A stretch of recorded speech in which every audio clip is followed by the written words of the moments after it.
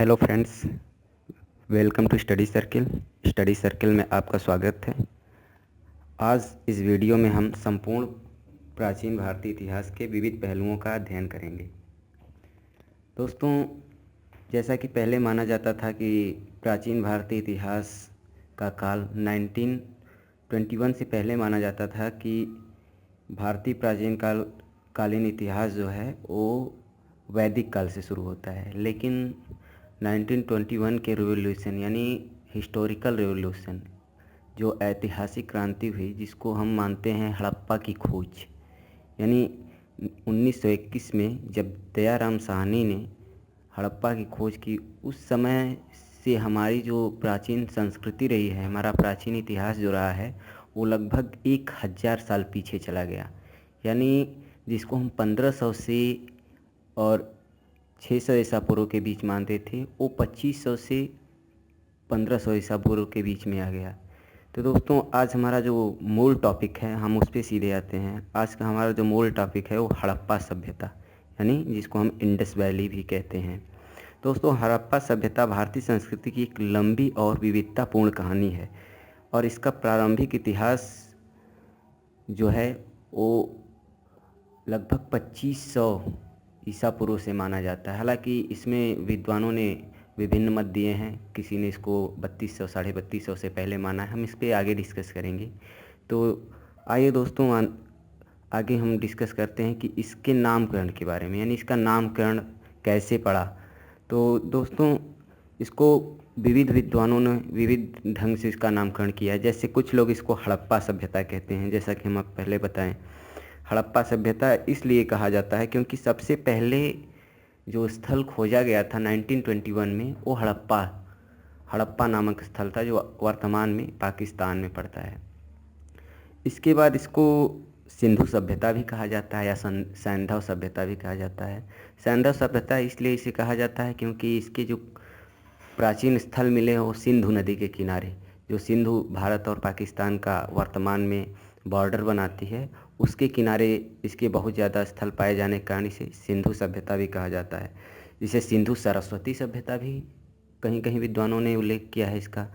तो सिंधु सरस्वती सभ्यता इसलिए कहा जाता है क्योंकि ये सिंधु और सरस्वती नदियों के संगम पे बसा हुआ एक नगर के रूप में नियोजित था। इसे कांस्ययुगीन सभ्यता भी कहा जाता है। कांस्ययुगीन सभ्यता कहने के पीछे विद्वानों का तर्क यह है कि सिंधु वासियों ने ही पहली बार जो है तांबे में टिन मिलाकर कांस्य नामक एक धातु की खोज की थी, इसलिए इसे कांस्ययुगीन सभ्यता कहा जाता है। और एक और नाम इसका आता है प्रथम नगरीय क्रांति, यानी फर्स्ट अर्बनाइजेशन रेवोल्यूशन, यानी कि प्रथम नगरीय क्रांति। प्रथम नगरीय क्रांति इसलिए कहा जाता है क्योंकि प्राचीन काल में कोई भी ऐसी सभ्यता नहीं मिलती जैसी सभ्यता हमारी सिंधु सभ्यता है। यहाँ पे एक नियोजित नगर व्यवस्था थी। जैसे आज हम वर्तमान में मेट्रोपॉलिटन और स्मार्ट सिटीज़ की बात कर रहे हैं, इस प्रकार की सभ्यता जो है हमें प्राचीन काल में ही सिंधु और हड़प्पा स्थलों के आसपास दिखाई पड़ती है। दोस्तों, अब आगे आपको हम बताना चाहेंगे कि इसका कालक्रम, यानी जो इसकी विभिन्न कालों को लोगों ने डिवाइड किया है, उसके बारे में हम आपसे डिस्कस करेंगे। सर्वमान्य सिद्धांत जो है सिंधु काल का, वह 2500 से 1500 ईसा पूर्व ही माना जाता है। यह कालक्रम सर मार्टिमर व्हीलर ने निर्धारित किया था, क्योंकि उसी टाइम में मेसोपोटामिया में लगभग 2350 ईसा पूर्व में सारगोन का शासनकाल माना जाता है, जो कि हमारे सिंधु सभ्यता और मेसोपोटामिया के बीच व्यापार का उत्कर्ष काल माना जाता है। कुछ विद्वान इसे 2350 से 1750 के बीच मानते हैं, जैसे डीपी अग्रवाल महोदय हैं। उनके मतानुसार 1750 ईसा पूर्व के लगभग ही इस सभ्यता का पतन हुआ था। और सर जॉन मार्शल, जैसा कि आप जानते हैं, सर जॉन मार्शल प्रमुख अधिकारी ही थे सिंधु सभ्यता की जब खोज हुई, तो उन्होंने इसका काल 3250 से 2750 ईसा पूर्व निर्धारित किया है। इसके बाद हम दोस्तों आते हैं अगले टॉपिक पे कि सिंधु सभ्यता के निर्माता कौन थे, यानी सिंधु सभ्यता किन प्रजातियों ने एक नगर व्यवस्था, एक सभ्यता की व्यवस्था के रूप में परिणित किया था। दोस्तों, सबसे पहले आता है कि प्रोटो ऑस्ट्रेलाइड, यानी जो प्रोटो ऑस्ट्रेलाइड प्रजाति थी, इसे माना जाता है कि सिंधु क्षेत्र में आने वाली प्रथम प्रजाति थी। इसे संप्रति प्रजाति भी माना जाता है। यह मध्य भारत के अनुसूचित जाति और जनजाति के रूप में आज भी विद्यमान है। दूसरा माना जाता है भूमध्य सागरी, यानी मूल रूप से अगर माना जाए तो भूमध्य सागरी प्रजाति जो आज दक्षिण भारत में पाई जाती है, जिसे हम मेडिटेरियन भी कहते हैं, इसको भी द्वितीय यानी दूसरे सिंधु निर्माता के रूप में माना जाता है। और कुछ विद्वान इसको मंगोलायड प्रजाति द्वारा निर्मित भी मानते हैं। इस प्रजाति के लोग विशेषकर उप हिमालयी क्षेत्र यानी ट्रांस हिमालयी क्षेत्र के अंतर्गत जो स्थल आते हैं, उनके अंतर्गत ये लोग आज भी पाए जाते हैं, जिनमें भारत म्यांमार का जो सीमांत क्षेत्र हुआ, सिक्किम असम का सीमांत क्षेत्र इत्यादि जो है, इसे हम मंगोलायड प्रजाति का मूल निवास क्षेत्र मानते हैं। और चौथा जो मत है वो है अल्पाइन, यानी मूलतः जो सिंधु प्रदेश था, गुजरात, महाराष्ट्र और कर्नाटक, तमिलनाडु प्रदेश, इस प्रदेश के अंतर्गत अल्पाइन प्रजाति के लोग पाए जाते थे। इसे मध्य गंगा और निम्न गंगा, जो वर्तमान में मध्य गंगेटिक प्लेन्स जिसको हम कहते हैं, इसके अंतर्गत भी इन लोगों को डिस्क्राइब किया गया है। आइए दोस्तों, अब हम डिस्कस करते हैं कि इसका उद्भव काल कब था। यानी ये सिंधु सभ्यता जो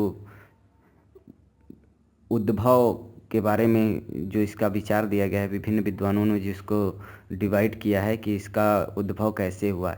इसे बनाने वाले जो भारतीय थे, या हम एक तरह से कहेंगे स्वदेशी थे या विदेशी। तो दोस्तों, इसमें बहुत सारे मत हैं। जैसे अगर विदेशी उद्भव का मत माना जाए तो इसके मानने वालों में Marshall, sir John Marshall, Mortimer Wheeler, Gordon Childe, Kramer, DD Kosambi इत्यादि इसका उद्भव मानते हैं कि ये जो सभ्यता का उद्भव हुआ था, ये मेसोपोटामिया की जो सुमेरियन सभ्यता थी, वहाँ से के तत्व जो है यहाँ पहुँचे और इस सभ्यता का उदय हुआ।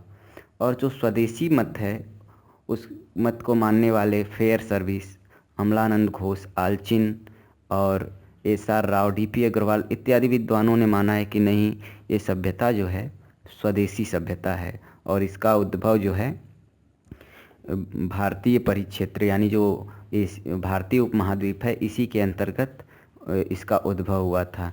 फेयर सर्विस इसके संबंध में एक विचार देते हैं कि बलूचिस्तान की जो नाल, कुल्ली, राना घुंडई इत्यादि जो क्षेत्र हैं, वो प्राचीन हड़प्पन काल का जो है वो प्रतिनिधित्व करते हैं।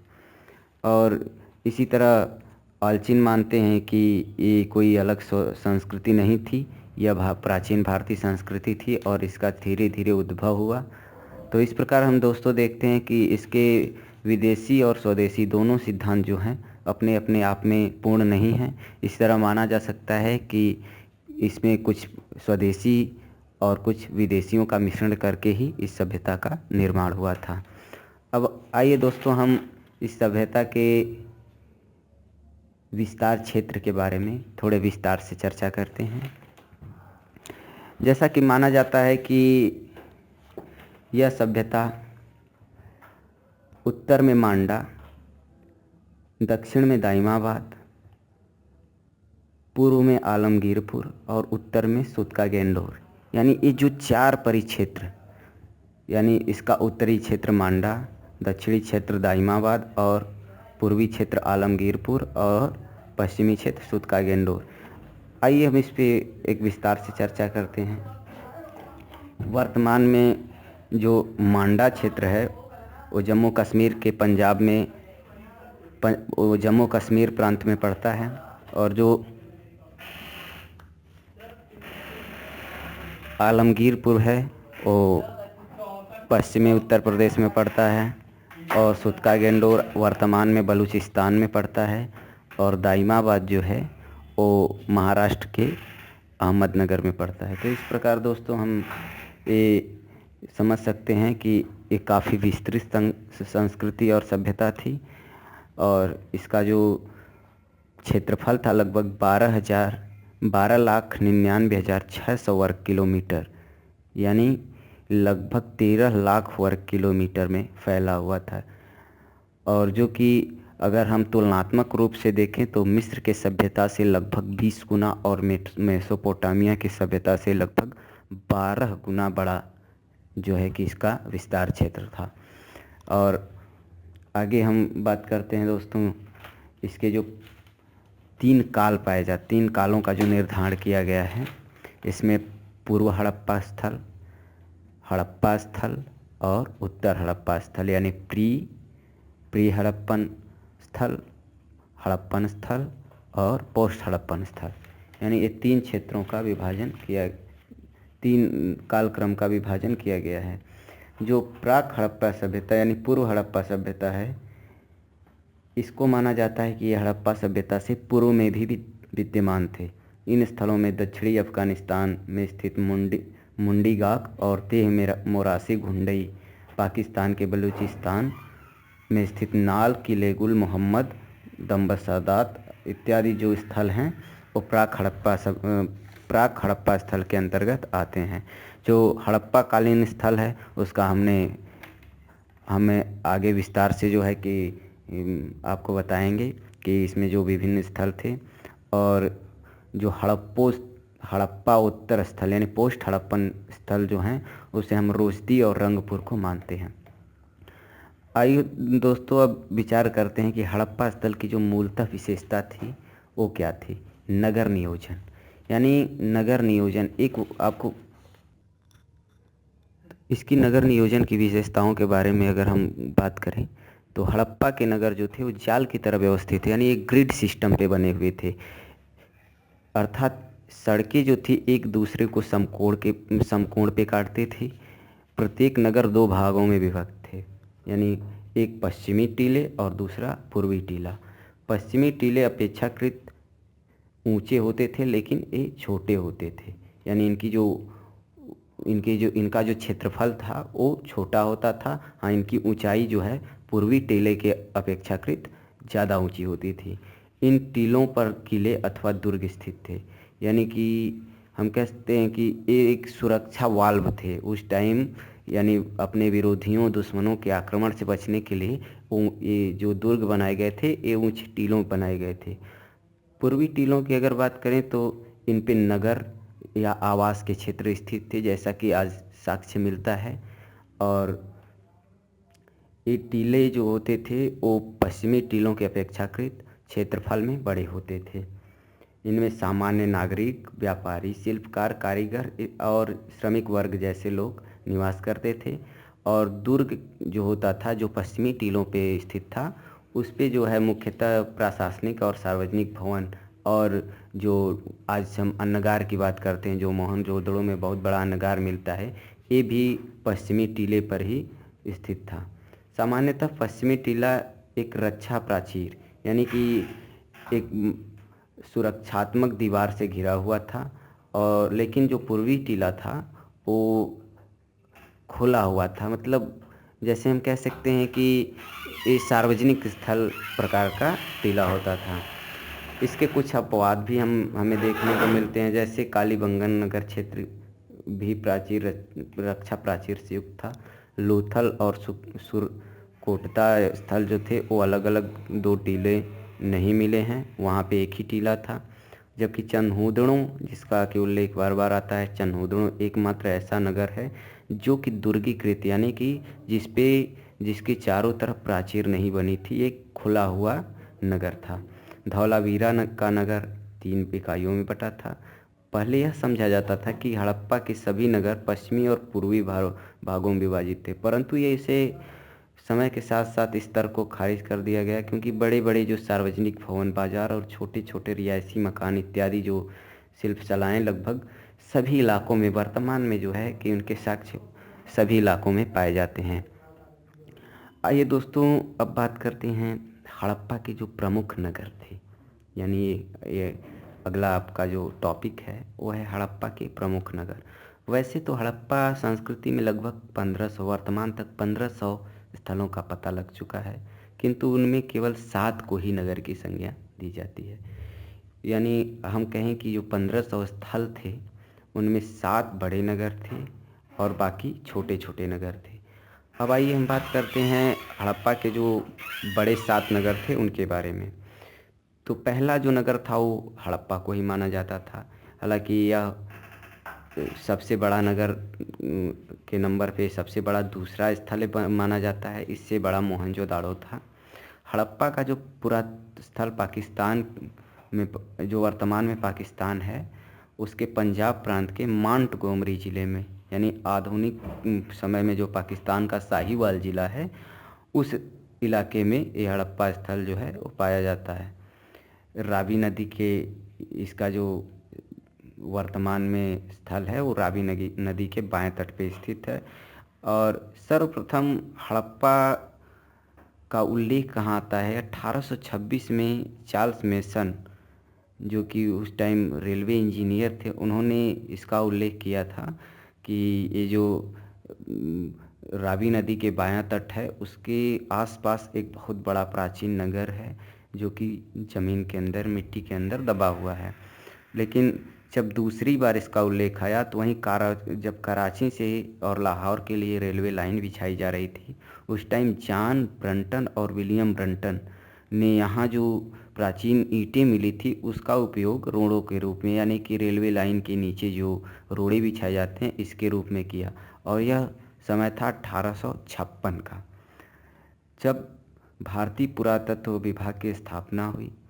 उस टाइम महानिदेशक जॉन मार्शल के निर्देशन में लगभग 1921 के समय दयाराम साहनी ने इस क्षेत्र की व्यापक तौर पे खुदाई करवाई और उसी काल के लगभग ये हड़प्पा सभ्यता की खोज हुई।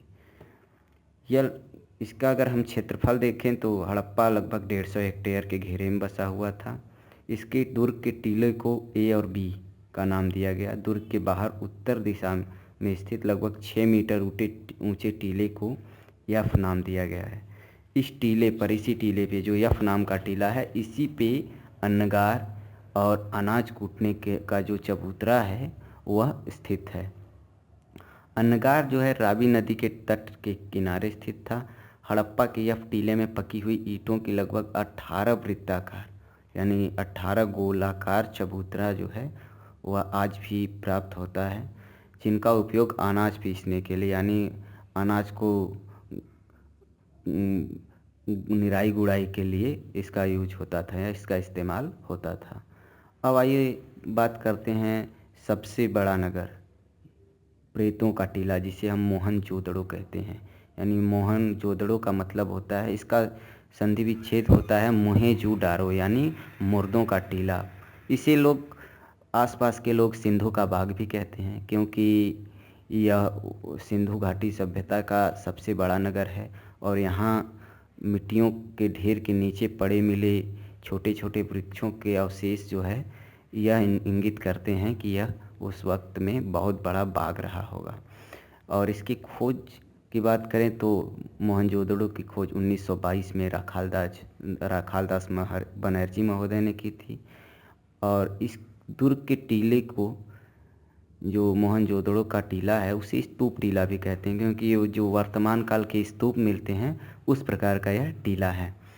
और इसकी सबसे बड़ी विशेषता, मोहनजोदड़ो की जो सबसे बड़ी विशेषता है, वो वहाँ का विशाल स्नानागार है। इसका जलाशय लगभग 11.5 मीटर लंबा, 7 मीटर चौड़ा और लगभग 2.5 मीटर गहरा है। और दोनों तलों तक सीढ़ियाँ बनी हुई हैं।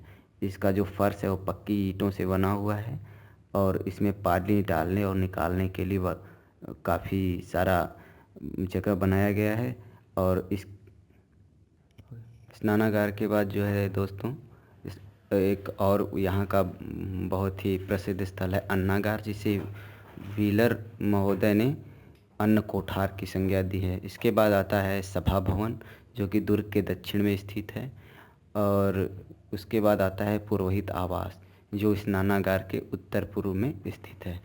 इसके बाद आता है उल्लेख चन्हूदड़ों का। आप लोगों को बता दें कि हड़प्पा और मोहनजोदड़ो को पिकट महोदय ने सिंधु सभ्यता की जुड़वा राजधानियाँ कहा है। चन्हूदड़ो सिंधु नदी के बाएं तट पर स्थित था और इसकी खोज 1931 में एसी मजूमदार ने की थी। इसे झूकर संस्कृति के बाद झांगर संस्कृति की भी संज्ञा दी जाती है।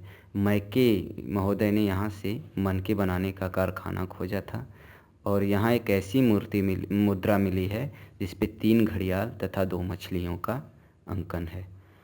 अब आगे आते हैं लोथल। लोथल को हम लघु हड़प्पा या लघु मोहनजोदड़ो भी कहते हैं। इसकी खोज 1954 में एस.आर. राव ने की थी। यह भोगवा नदी के किनारे अहमदाबाद ज़िले में, गुजरात के अहमदाबाद ज़िले में स्थित है।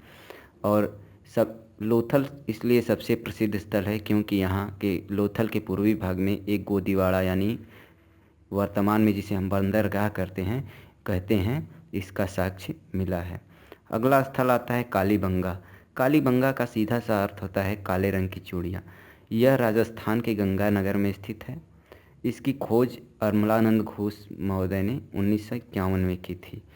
इसका क्षेत्रफल लगभग 100 हेक्टेयर माना जाता है।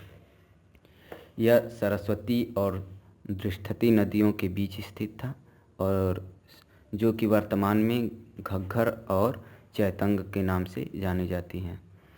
अगला स्थल आता है बनावली। यह राजस्थान के हिसार ज़िले में सरस्वती के किनारे स्थित था। इसकी खोज 1974 में एस.आर. बिष्ट महोदय ने की थी।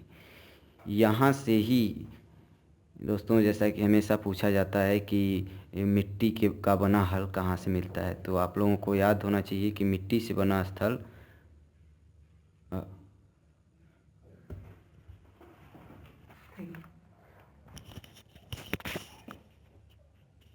इसके बाद आता है धौलावीरा। यह नगर कुछ गुजरात के कच्छ ज़िले में स्थित के भाऊचा तालुका में स्थित था। स्थानीय भाषा में इसे बैठ कहते हैं, यानी कि बैठने का एक जगह। और इसके बाद आता है धौला का अर्थ होता है सफ़ेद और वीरा का अर्थ होता है कुआं, यानी जिसका पूरा अर्थ होता है सफ़ेद कुआं। यहाँ टीले पर एक पुराना कुआं है जिसके कारण इसका नाम धौलावीरा पड़ा। अब आइए डिस्कस करते हैं सिंधु सरस्वती सभ्यता की विशेषताएं क्या थी। अगला टॉपिक हमारा है सिंधु सभ्यता की विशेषताएं। विशेषताओं के अंतर्गत हम विविध पहलुओं का अध्ययन करते हैं, जैसे राजनीतिक संगठन, सामाजिक संगठन, आर्थिक जीवन। इसके बाद आता है आर्थिक जीवन में व्यापार, वाणिज्य और कला, संस्कृति और धार्मिक जीवन और विभिन्न पहलू। तो दोस्तों, अब हम बात करेंगे सामाजिक संगठन। सामाजिक संगठन में सबसे बड़ी जो भूमिका होती है स्त्रियों की दशा की। सामाजिक संगठन के बारे में अगर हम बात करते हैं तो सैंधव सभ्यता 3 वर्गों में विभाजित थी। विशिष्ट वर्ग जो नगर दुर्ग से जुड़ा हुआ था, दूसरा वर्ग जो था वो खुशहाल मध्यम वर्ग था और तीसरा वर्ग था वो थोड़ा कमज़ोर वर्ग था। और इसके बाद हम बात करते हैं स्त्रियों की दशा की। तो सबसे अधिक यहाँ नारियों की ही मूर्तियाँ मिलने के कारण सैंधव सभ्यता को लोग मानते हैं कि मातृ प्रधान सभ्यता थी। परंतु लोथल में 3 युगल समाधान यानी कि तीन लोगों के एक साथ शव के मिलने और कालीबंगा में एक युगल समाधान मिलने से विद्वान यहाँ सती प्रथा के प्रचलन के बारे में भी अनुमान लगाते हैं। अब आगे आपसे बात करते हैं राजनीतिक संगठन की। जैसा कि आप जानते हैं कि 20 लाख वर्ग किलोमीटर में फैली हुई सिंधु सभ्यता 600 वर्षों तक अगर निरंतर कायम रहती है तो इसका कारण क्या हो सकता है। कोई न कोई यहाँ जरूर उच्च केंद्रीय राजनीतिक संगठन रहा होगा। हालांकि इसके कोई सीधे साक्ष्य या प्रमाण नहीं मिलते। ऐसा माना जाता है कि यहाँ पे जो सभ्यता का केंद्र रहा है, जो राजनीतिक संगठन का केंद्र रहा है, वह पुरोहित वर्ग रहा है, यानी पुरोहितों का यहाँ पे शासन संचालन में उच्च योगदान रहा है। संभव हो सकता है कि यह कई क्षेत्रों में बटा रहा हो। राजवाड़ों में बटा रहा हो और इसकी राजधानियाँ अगर सिंधु और में मोहनजोदड़ो और पंजाब में हड़प्पा, राजस्थान के कालीबंगा और गुजरात के लोथल में विकेंद्रीकृत राजधानियाँ रही हो। हालांकि यह केवल हम अनुमान लगा सकते हैं और राजनीतिक संगठन के बारे में यहाँ से कोई पुख्ता जो साक्ष्य होते हैं वो नहीं मिलते। अब हम बात करते हैं यहाँ के हर आर्थिक जीवन की। चूँकि सैंधव सभ्यता जो थी वो मूलतः नगरीय सभ्यता थी, लेकिन यहाँ पे कृषि कार्य भी होता था। जैसा कि माना जाता है कि सैंधववासी जाड़े में फसल बोते थे और गर्मियों में काटते थे। यहाँ से हालांकि कोई कृषि का औजार नहीं मिला है, कोई ऐसा औजार नहीं मिला है जिससे कि यह पता चले कि यहाँ के लोग कृषि में महारत हासिल किए हुए थे। लेकिन कुछ प्रमाणों के अनुसार हम कह सकते हैं कि यहाँ पे कृषि कार्य होता था। जैसे मोहनजोदड़ो और बनावली में मिले हुए मिट्टी के हल के रूप में खिलौने जो मिले हुए हैं, उससे हम मानते हैं कि वहाँ पे हल का प्रचलन था। दूसरा यहाँ का मुख्य जो धंधा रहा होगा वह पशुपालन रहा होगा, क्योंकि यहाँ पे हालांकि घोड़े और अन्य किसी जानवरों की यहाँ पे बहुत बड़ी साक्ष्य नहीं मिलते, लेकिन कुछ जानवरों जैसे बैल, गाय, भैंस, बकरी इत्यादि के जो है साक्ष्य मिलते हैं। और आगे हम बात करते हैं यहाँ के शिल्प उद्योग धंधों की। यहाँ पे माना जाता है कि वस्त्र उद्योग बहुत फला फूला हुआ था। सूत की कताई और सूती वस्त्रों की बुनाई के धंधे अत्यंत विकसित थे। यहाँ से मोहनजोदड़ो से तांबे के 2 उपकरणों में लिपटा हुआ सूती कपड़ा और सूती धागे भी प्राप्त होते हैं, जिससे अनुमान लगाया जा सकता है कि यहाँ पे सूती वस्त्रों का जो व्यापार था और जो शिल्प उद्योग था वो काफ़ी विस्तृत था। अब आगे हम बात करते हैं यहाँ के युद्ध संबंधी उपकरण, यानी कि जो वर्तमान में युद्ध प्रणाली प्रचलित है, क्या उस समय भी प्रचलित थी। तो माना जाता है कि सिंधु सभ्यता मूलतः कृषि सभ्यता थी और ये लोग मूलतः शांतिप्रिय लोग थे। जैसा कि मार्शल आदि पुरातत्वविद मानते हैं कि इन लोगों में युद्ध करने की जो कला थी उनका नाम मात्र का भी स्थान नहीं था उनके बीच, और खुदाइयों से भी स्पष्ट होता है कि यहाँ पे कोई ऐसे हथियार नहीं मिलते जिससे अब प्रमाणित हो सके कि ये लोग युद्धप्रिय थे या युद्ध के लिए युद्ध करते थे। आगे आते हैं तो आता है व्यापार और वाणिज्य, यानी कि सिंधु सभ्यता के लोगों के जीवन में व्यापार और वाणिज्य की भूमिका क्या थी। तो मानते हैं कि वाणिज्य और व्यापार का बहुत बड़ा महत्व था इनके जीवन में, और इसकी पुष्टि हमें हड़प्पा, मोहनजोदड़ो और लोथल से प्राप्त अन्नकोठरों और ढेर सारे मिट्टी की मोहरों इत्यादि से हमें जो है कि इसके साक्ष्य मिलते हैं।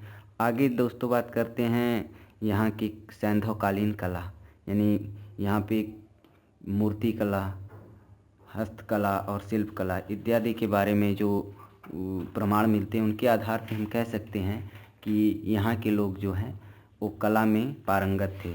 जैसा कि मोहनजोदड़ो से 1 दर्जन के लगभग और हड़प्पा से लगभग 3 दर्जन जो है पत्थरों की मूर्तियाँ प्राप्त हुई हैं, और सेल खड़ी की बनी हुई मूर्तियाँ, जिसे हम खड़िया भी आजकल कहते हैं, उससे बनी हुई मूर्तियाँ प्राप्त हुई हैं। धातु की मूर्तियाँ, यानी मोहनजोदड़ो के 4 क्षेत्र से लगभग 11.5 सेंटीमीटर लंबी जो नर्तकी की कांस्य की मूर्ति मिली है वह अपने आप में बहुत ही प्रसिद्ध और अत्यंत ही कला का सर्वश्रेष्ठ उदाहरण प्रस्तुत करती है। यहाँ पे चिकोटी विधि से बनाए गए मिट्टियों की मूर्तियाँ भी मिलती हैं। चिकोटी विधि में हम मिट्टियों को उंगलियों के निशानों से सुसज्जित करके हम मूर्तियों का निर्माण करते हैं। आगे आते हैं तो देखते हैं कि मोहरें भी मिलती हैं सेल खड़ी की, जिसे हम स्टीटाइट भी कहते हैं। इससे बनी हुई मोहरें मिलती हैं जो कि यह प्रमाणित करती हैं कि यहाँ जो व्यापार था वह मोहरों और जो मुद्रा विनिमय का जो माध्यम था वह मोहरें थी। आगे आते हैं तो देखते हैं कि ताम्र पट्टिकाएँ मिलती हैं, मनके मिलते हैं जिन्हें हम बीट्स कहते हैं, जो छोटे छोटे शंख और सीप के बने हुए होते हैं। आगे देखते हैं तो मृदभांड मिलते हैं जो कि लाल और गुलाबी रंग के होते हैं। मृदभांड का अर्थ होता है यानी मिट्टियों के बने हुए मटके या घघरी। और फिर आगे देखते हैं तो आगे बात करते हैं सिंधुकालीन लेखन कला, यानी लिपि और लेखन कला की। सैंधवकालीन जो लिपि मिली है वो चित्राक्षरी लिपि है, यानी जिसे हम पिक्टोग्राफ कहते हैं। इसमें लगभग 400 से 500 चित्राक्षर होते हैं।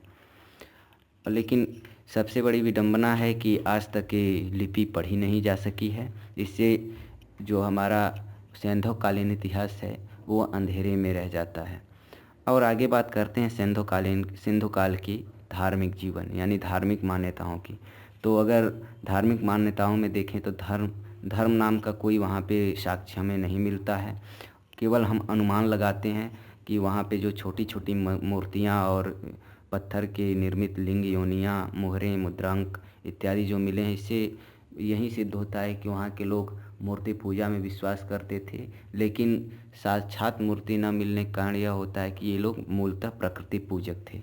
और यहाँ इसे माना जाता है कि यह मात्र शक्ति प्रधान सभ्यता थी, जहाँ पे सबसे अधिक नारियों की मूर्तियाँ मिली हैं, और यह मात्र सत्तात्मकता को प्रमाणित करते हैं। यहाँ पे माना जाता है कि कुछ ऐसी मूर्तियाँ मिली हैं जिसे हम पशुपति की संज्ञा देते हैं, जो वर्तमान में भोले शंकर शिव जी ने हम कहते हैं। उन्हीं का आदि रूप जो है वह शिव का जो है प्रतिनिधित्व करता है। आगे देखते हैं तो पता चलता है कि पशु पूजा का भी प्रचलन था, यानी जो छोटी छोटी पशुओं की मूर्तियाँ प्राप्त हुई हैं उनसे यह स्पष्ट होता है कि यहाँ पे पशुओं की पूजा की जाती थी। और आगे आते हैं तो देखते हैं कि सूर्य की पूजा की जाती है, वहाँ पे की जाती थी। और अग्नि की पूजा, यानी अग्नि सूर्य जो प्राकृतिक देवता थे वहीं सिंधुवासियों के मूल देवी देवता थे।